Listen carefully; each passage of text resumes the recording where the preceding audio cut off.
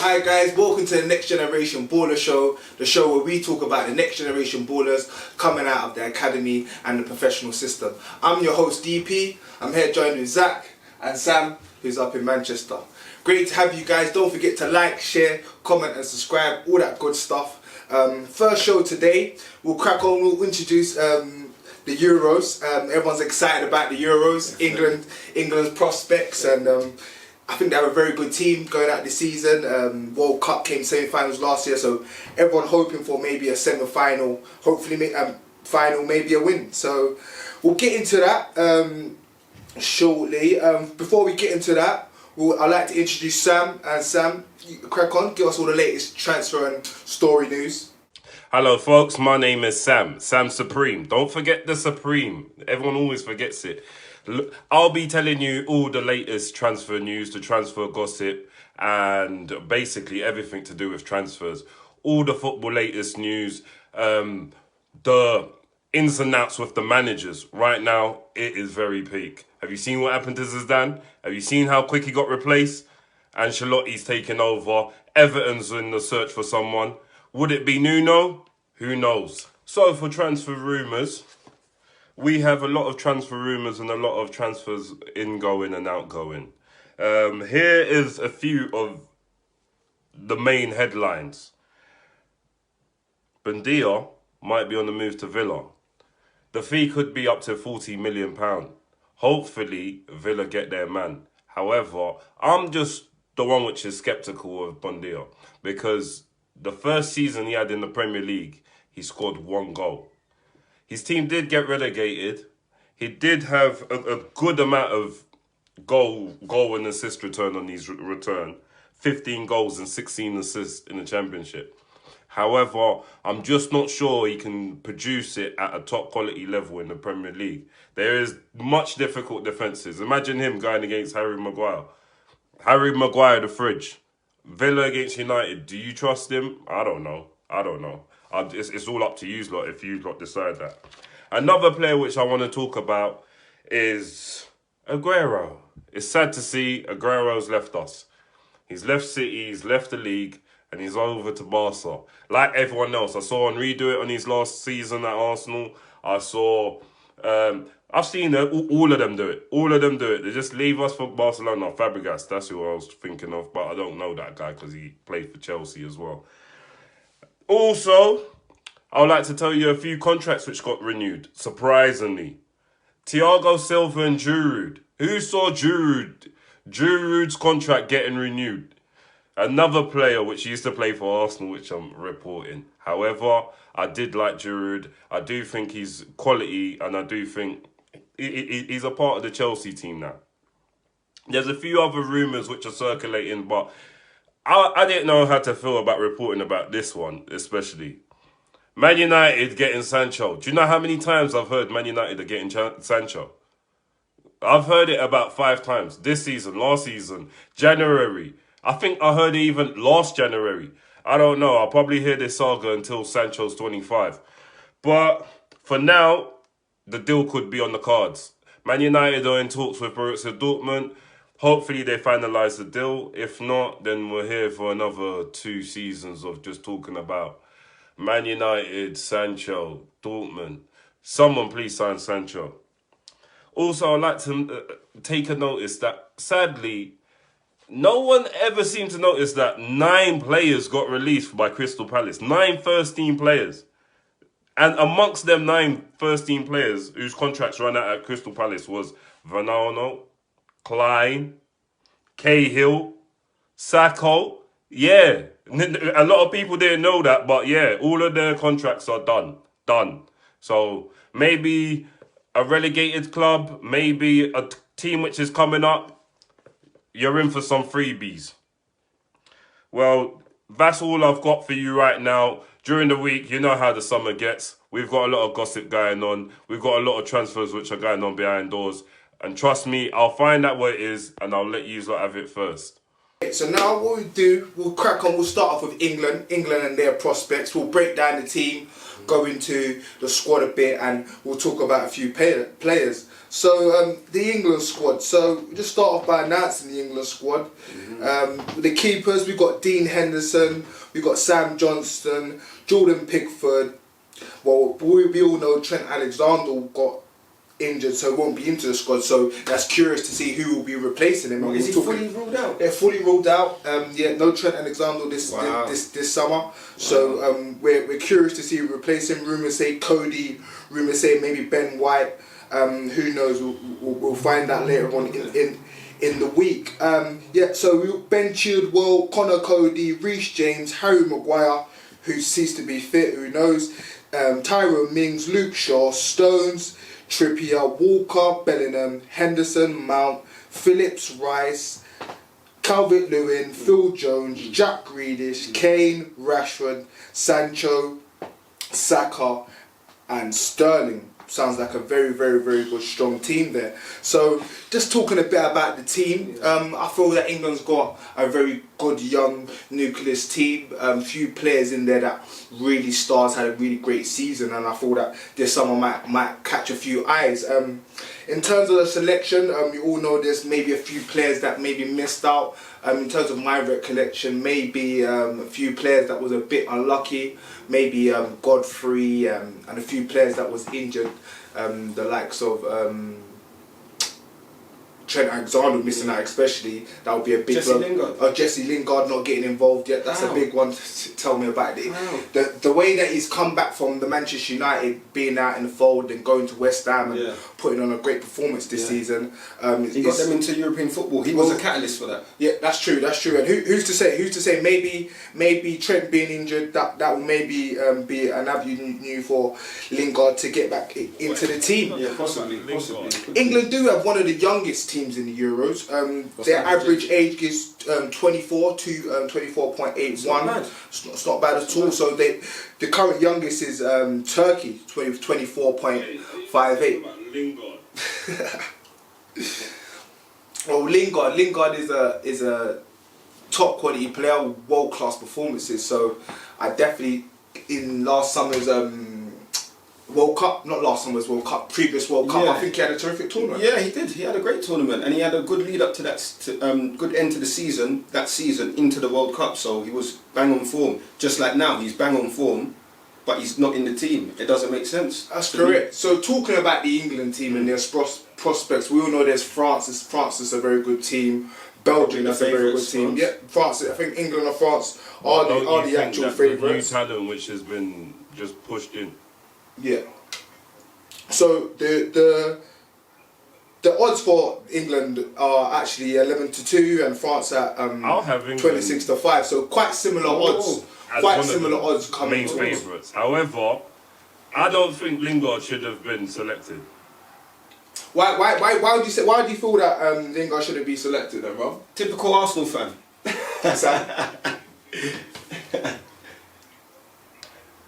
Reason being, because if Lingard can't get into his own team, Manchester United, as one of the top teams, why would we think that he will impact don't you think he done well with his loan spell at West Ham? Global scale. I just don't believe Lingard should be selected. I'll pick Maddison over Lingard. Oh, good shout. He done well at West Ham, but he didn't do well at his own club. But he had a better season than Maddison, though. Yeah, Maddison did win the FA Cup, so internally you could say he did win a trophy. But I mean, England needs to now start having a reputation of having world-class players. I totally agree. So going a bit more on the England squad, we talk about what players would you say you look out for in the England squad, especially the young players, considering this is a young show? Personally, I think Jude Bellingham will be key. Yeah. Because we need that. He's got that box-to-box energy. He plays like his Dortmund teammates say he plays like a man, despite being 17 years old. Do you know what I mean? And his stats say a lot. He's very good in the air. He's good on the ball. He's on the tackle. We need guys in the England team that want to tackle and win the ball back and transition that play. Because that transition is going to be key in this Euros. That's what I believe personally. And I think he'll be key in that because we're not sure about Henderson. Yeah, Henderson, that's a big Henderson's a challenge. big question mark at the minute. So who can fill them boots or that space that he's left open? Possibly Jude Bellingham. And I feel that his Champions League performance against Man City was a top performance, and I think put him on the stage. I think now everyone's watching him, considering his tender age of 17. He could pull up some shots this season. Any other players that you feel that could shine out in this tournament? You know what? Yeah, I have to say that for, I'm going to focus on the England team personally, because I thought, you know what, we might as well focus on the Lions. Everyone's going to be screaming, it's coming home, it's coming home. So, you know, I thought we'd focus. Which I've got. Go, carry on. Yeah, I thought we'd focus on that. So, another key player for me personally is Mason Mount. I think he's had a terrific season, personal season, you know. Chelsea had a bit of a wobble, but I think he was instrumental in bringing them back.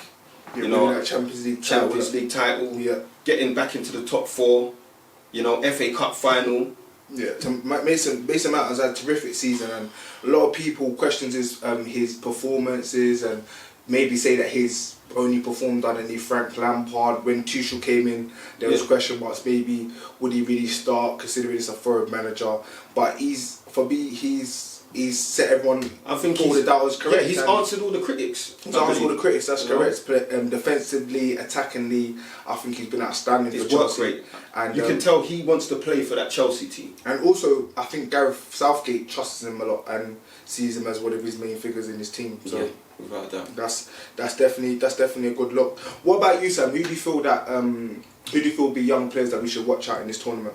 In the tournament, who I think the young players which we should watch out. International from other countries, I would say the three to watch would be, for me, Billy Gilmour at Scotland. I feel like Billy Gilmour is going to have a lot of time to show who he really is. At Chelsea, he's limited with time. I feel like at Scotland, he's got a chance. Also, I am selecting Werner, surprisingly. Even though he weren't that confident with Chelsea, I believe that he will be confident with Germany. And lastly, obviously, Mbappe. Mbappe, to me, is the best young player in the world. And if we're talking about England, I would say Saka. Obviously, I'm an Arsenal fan. I will obviously say Saka. I also feel like Rashford would shine, and I'm not too sure about Tyrone Mings. I'm just not too sure. I prefer Ben White. I want Ben White to get the nod so that he can be in that back line. Oh yeah, that's good to hear. Me personally, I feel two players to watch out must be one, Jadon Sancho. I feel that he's had a terrific season for Borussia Dortmund. Rumours that he's going to be moving to Manchester United maybe this summer. Possibly Chelsea even as well. Yeah, the deal looks very close with Manchester United. It looks like maybe it'll be imminent in the next couple of days, but we'll see how that develops. But yes, Jadon Sancho, I think he's had a terrific season with Borussia Dortmund. I think it's 20 goals and 18 assists this season. That's not bad. And he started off slow. Did start off slow. Came back during the mid-season. But only eight of them goals was in the Bundesliga. Still counts. It still goes in the back of the net. I feel Sancho's main asset is being that creative spark, and I feel the fact that he can add goals to his game is very a good attribute, and he's still a very, very young player, which a lot of people seem to forget. He was performing in the best competition in Europe, which is the Champions League. Yeah. So I don't feel there's no reason why he can't perform at the international stage with England. So I think Sancho will definitely be a player to watch. And also Nuno Mendes, brilliant season at Sporting Lisbon, won the title for them this season, and has a lot of clubs over Europe scouting him. Interest from maybe Manchester United, maybe Chelsea, possibly Real Madrid, even Barcelona's been tipping around in there. Young boy, 18 years old, scored 4 goals, 4 assists for an 18-year-old as a left back. I feel that's very, very good stats. Like I said, he's won the league with Sporting Lisbon, and I thought that's definitely a player that a lot of clubs will be watching over these European Championships. And he's good defensively as well. Very good defensively. He attempted a lot of tackles. I think the most for a left back in the league. correct me if I'm wrong, and a high percentage of successful tackles. I believe it's 70% of his tackles were successful. Decent height as well, so he's got that good athletic ability. He can get up and down on the pitch. And we all know with the modern day fullbacks, we all want that attacking fullback, but we want to have also that defensive fullback. As you can see on the right hand side, there's that debate with Alexander-Arnold and Wan-Bissaka. Alexander-Arnold great in the attacking side, not so good on the defensive side. Aaron Wan-Bissaka great defensively, not so good on the attacking side. Imagine if the two players combined. And that's what we seem to be getting in a Nuno Fernandes on the left side. So that will be definitely an interesting player to watch over the course of the summer. So what I wanted to move on with is, who do we actually think will win the Euros, and why do you think that? Me personally, I would say, being an Englishman, I would have to say England, didn't it? But being maybe playing devil's advocate, we have to take France seriously. Being the World Cup champions, still got the same nucleus of players there now. I think the reason why England and France have become the two favourite nations is based on the fact that they've got such talent in abundance. We've seen Upamecano, who hasn't been able to get into the France squad, be absolutely terrific in the under-21s. And they will say some players, maybe like Greenwood, who didn't get into the England squad, Ollie Watkins, who has a great future, some say. So there is a lot of strength and depth in both countries, and that's maybe the whole riding factor of why maybe them two are favourites. Considering the Belgian side have got top quality players, but they're most I say on the say the end, the back end of the later side of their career. The later side of their career. So, like I was saying, but you can't rule them out. No, you can't rule them out at all. I definitely see Belgium getting to the semi-finals, final stages, and I think crucially it's how England wanna take the tournament. Looking at England's route to the final, their group, you've got Croatia, you've got Scotland, and you've got Czech Republic. We all know Croatia beat England in the semi-finals of the World Cup. Yeah. Similar with Belgium, a lot of similar players coming towards the end of their career maybe. Yeah. We all know the quality experience, like I said, we all know the quality they have in Modric, and what's a terrific player there is the likes of Pulisic, Rakitic, and Oleg, or similar players of that ilk. So it'll be interesting to see England's opening game against Croatia. I feel if England managed to get past that test, I feel that they put themselves in good stead. And considering how the Euros are this summer, I think even if England get third place, there is a chance that they can get through. So I think coming out of the group stage, bar disaster, I do see England getting out of the group stages, and then going on from there, it depends what kind of teams and style they're looking to play. So, continuing with the England team, how do you think, or what do you believe is the best way for Gareth Southgate to set this team up? Do you go with the three at the back? Do you play three at the back? Do you play a back four? Do you play a four? Do you play a 3-5-2, or is it a 5-3-2? What do you have? Me personally, being a manager myself, what I feel England's advantage is their attackers. We've got great attacking play, and I feel what could maybe subsidise that is Gareth Southgate's selection. So if you do go three at the back, if you're on the opposite team and you see a team in three at the back, what's that first inkling that you see? You think, oh, they're not good defensively. That's why they put three players at the back. So I feel England kind of will shot themselves in the foot if they do revert to that formation, because I think you're sending out a message to the world saying, "Oh, we ain't good defensively." That's the reason why you put three defenders, and once you put the three defenders, you're either taking away a goal scorer or you're taking away a creator. Exactly. So I think, my personal opinion, stick to the two. If Mohamed Maguire's not fit, just get someone to replace and put the two in there. Who would you put in there then to replace Maguire? If Mohamed Maguire's not fit, for me, Tyrone Mings has got too much of a mistake in him. Depending on what I did like the look. I do like the look of Ben White. Very good on the ball, calm and collected. Can I see Ben White and the Stones maybe gelling together? It's a tough one. See, it's the thing about me personally, about England, we've gone from having defenders like Sol Campbell, Rio Ferdinand, John Terry. You know, the proper solid, consistent, top-class centre-backs. And I feel where that's come out is England's always had a generation of solid, ball-winning, aggressive, strong defenders. Yes. And I think where we've gone into the modern age where it's all about ball-playing defenders, there's a lot of talk about John Stones and the way he played when he was at Everton.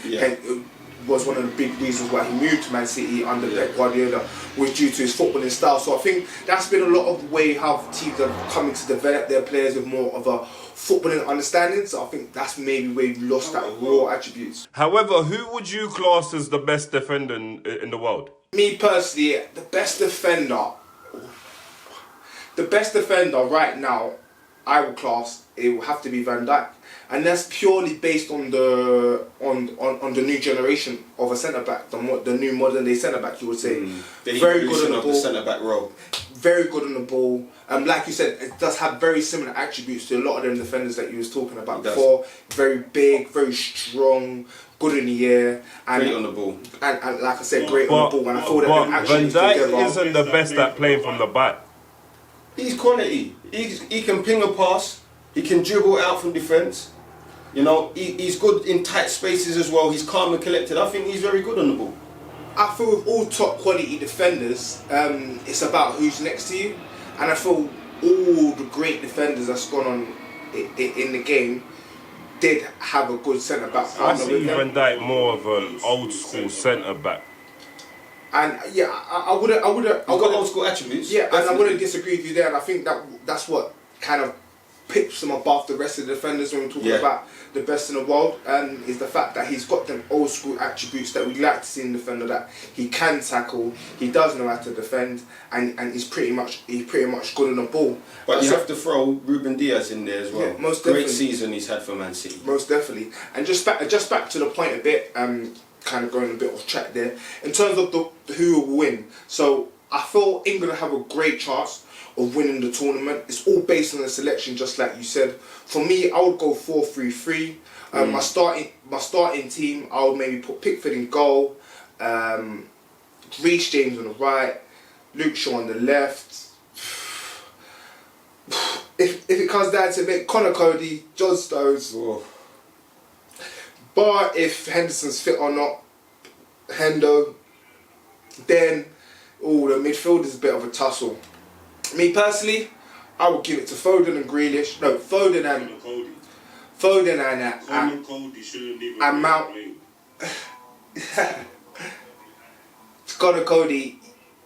I feel Connor Cody gets in their base just on his leadership aspects, and I feel if you want someone with just that little bit experience and know-how, I've seen quite a few games of him, and he is quite demanding.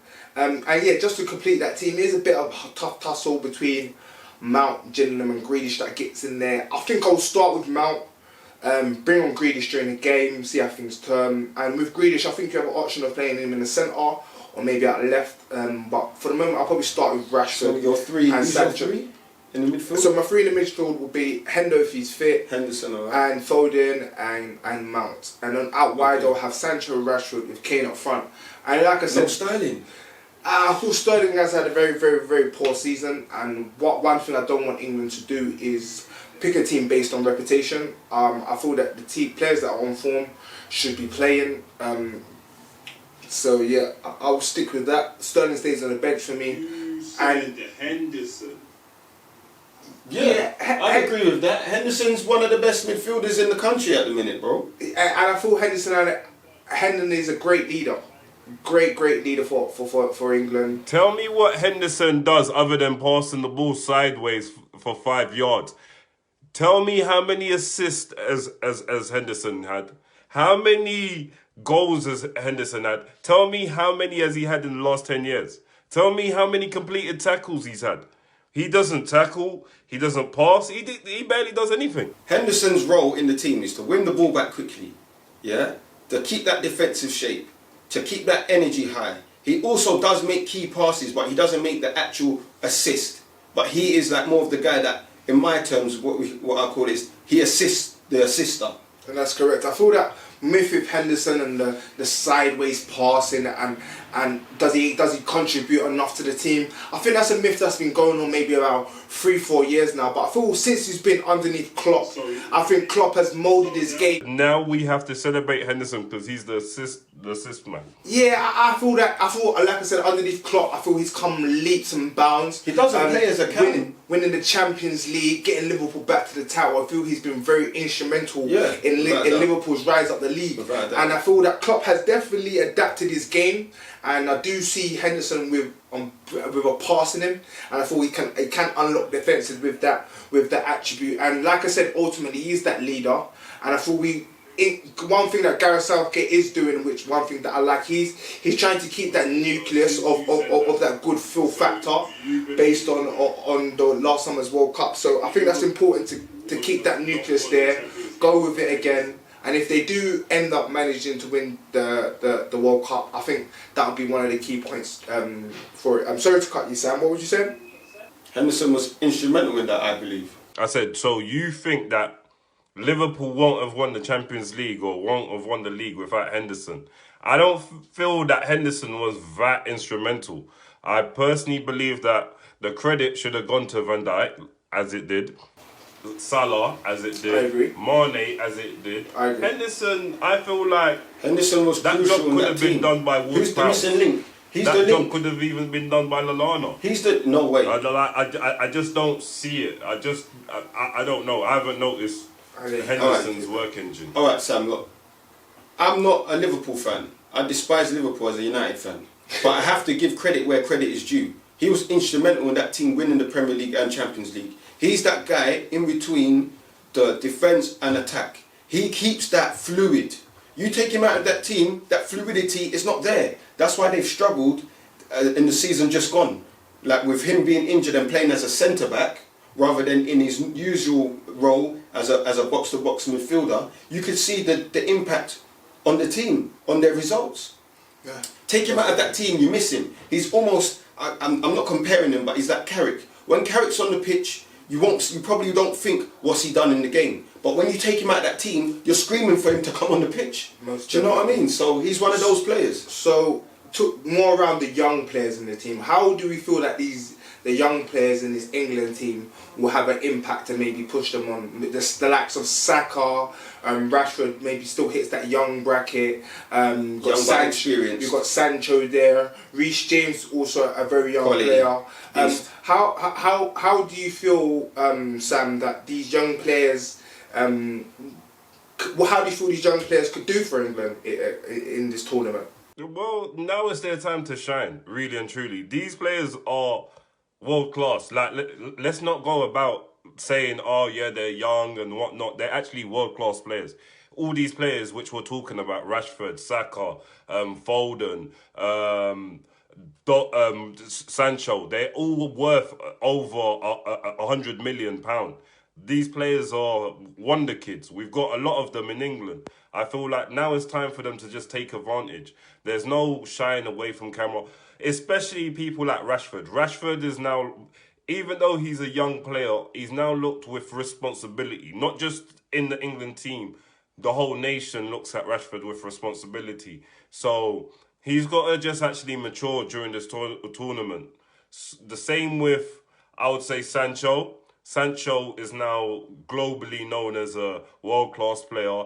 He needs to now take the throne. We got players like Saka coming through. He can take his shine. Foden, this is their first tournaments. Let them excel. They done it at the under-21s. Now it's time to do it for the senior squad. I'm very interested in seeing the battle between Shaw and Chilwell. I don't know who's going to select. I don't know who's going to start. But that's the battle which I want to see also. Hey guys, I hope you guys are enjoying the show. Don't forget to like, subscribe, share, all that good stuff. So what do you feel? How do you feel these young players? What do you feel? Who do you feel? All right. What do you feel they can do for this England team? So this England team, I believe this is a chance for Gareth Southgate to really take the reins off. You know, we've got young players that are not afraid to get on the ball. Yeah. They're ready to try something, to take a risk. They're ready to actually perform at the highest level.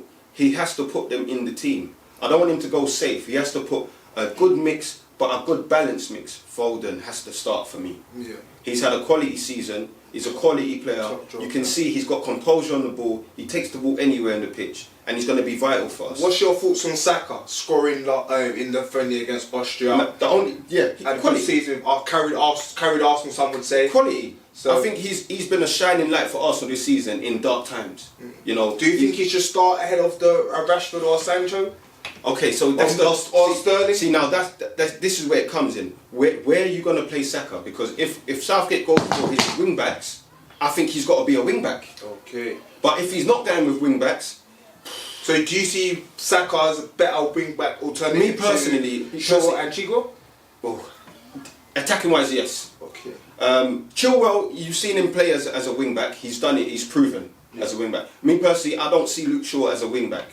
Like when we've gone at 3 at the back, Luke Shaw's played left side of centre back. Luke Shaw, I think, is better in the 4-man defence. But I think Saka is going to be key for us, either as an impact sub or as a high energy player from the kickoff. Do you know what I mean? So it's just about getting that balance. Personally speaking, do I put him ahead of Sancho? No, I don't put him ahead of Sancho, and I don't put him ahead of Rashford. That's the only thing. As a winger, it's critical. There's only one spot in each flank, so it's a very hard and tight position. And I guess it's a great headache for Gareth Southgate to have. Definitely. Having such great young players in that team and having that headache to have, I think, can only be a blessing for a manager. Me personally, I feel that these young players are on the mainstay of England. I think we're a bit upset about the fact that maybe Jordan Henderson might not be fit, and the likes of Maguire due to their leadership attributes. But I really feel it's the young players that we are focusing on.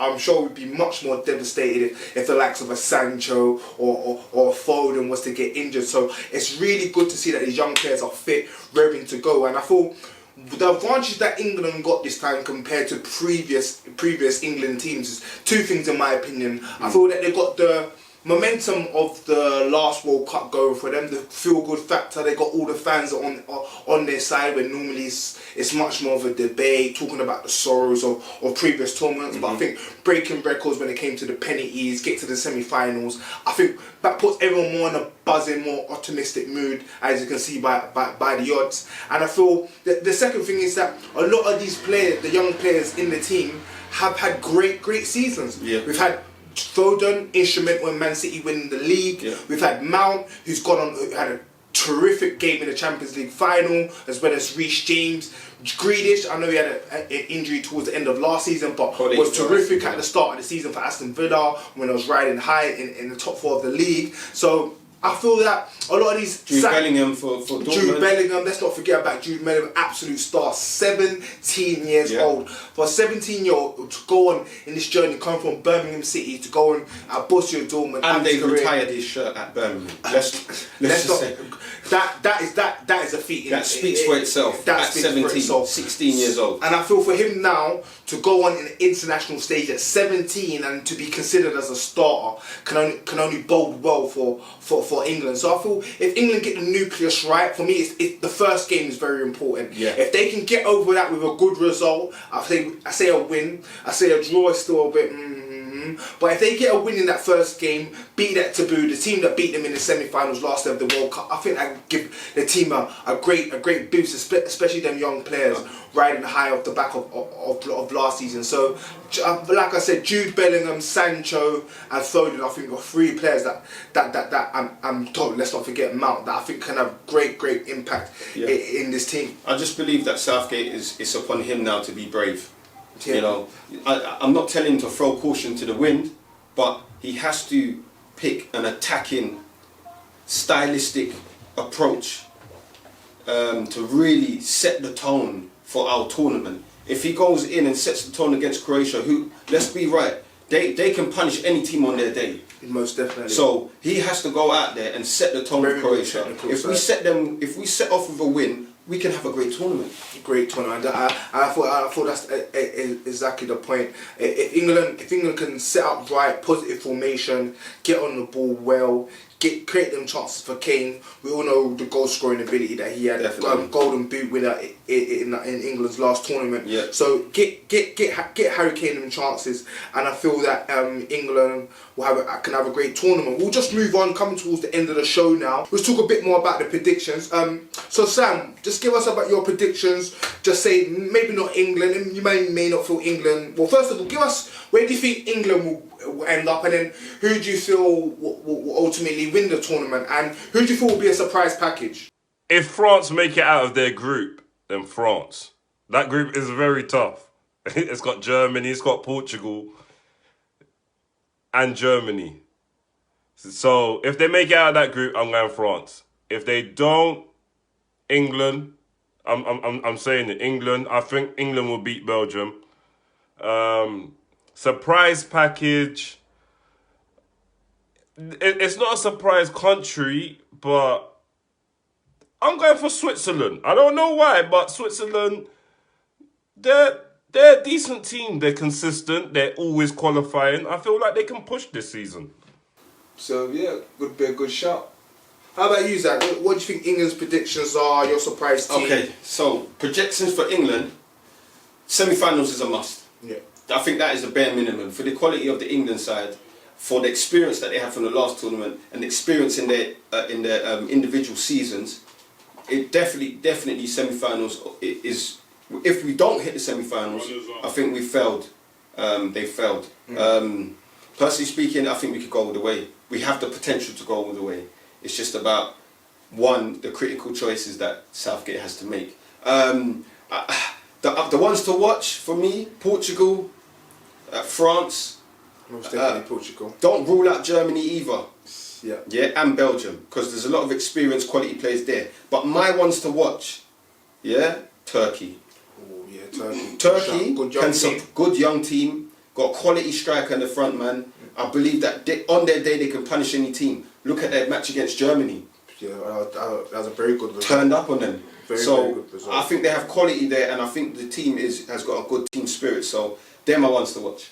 That's good. Me personally, being the England man, I've got to say England to go on and win the tournament. And I feel it's a must for England. I feel that it's the time now. The players that we've got, like I said, the momentum going in from the last tournament. We had a young team there, and I thought a lot of the players have gone on and gelled well together. Yeah. And a lot of them young players have had that experience now, winning titles, winning major competitions. So I feel that a lot of these players did win the Under-17 World Cup together. So, like I said, I feel that all that experience, and with a manager like Gareth Southgate, who I feel has been a terrific leader for England, with some of the situations he had to deal with, especially the knee incident, and didn't have to incorporate these young players. I think he's been a great leader and inspiration for this country. So I hope he gets it right with his team selection. And for me, I think it is a bit do or die. I don't think, considering the World Cup is a year away, I don't feel that if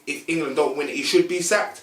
But I feel that it is a chance for them to go and actually dominate the international stage, get this tournament, sit that in the bag, and I think England will be definitely a favourites for the World Cup. So. My surprise element has got to be Portugal. Everyone at the start of every tournament, no one really likes to talk about them, and then the tournament starts and everyone's talking about Portugal. Yeah. Cristiano Ronaldo comes alive, the centre midfield comes alive, the defence is solid. So I think Portugal, considering the players that they've got in their team, still got Cristiano Ronaldo, Bruno Fernandes, Mendes that I was talking about, Renato Sanchez, Ruben Diaz, still the Premier League Player of the Year, Cancelo. So top team. So, and I feel that that's definitely the one team to look out for. Thanks, guys. I think that's towards the end of the show. It's been a brilliant show. Yeah. Don't forget to like, share, comment, and subscribe. All of that good stuff. Next week's show we'll be talking more about England's first game, how they done, what we feel the changes that can make, and we'll be talking a few more about a bit of other teams, and we'll be talking about some of the young players and maybe where we see their future lies after the tournament. Yeah. Sam will be coming up with interesting transfer stories and news. Any England player, yeah, which flops on that first match, I'll get them banged up. Yeah, don't worry. So Sam will be watching them players with a close eye. I'm sure you will be. Definitely. It'll definitely be an intriguing show. So great first show, guys. Thanks for tuning in as well. Thanks for tuning in. Look forward to hearing from you guys soon. So appreciate it, guys, and enjoy your day. Big up all the next gen.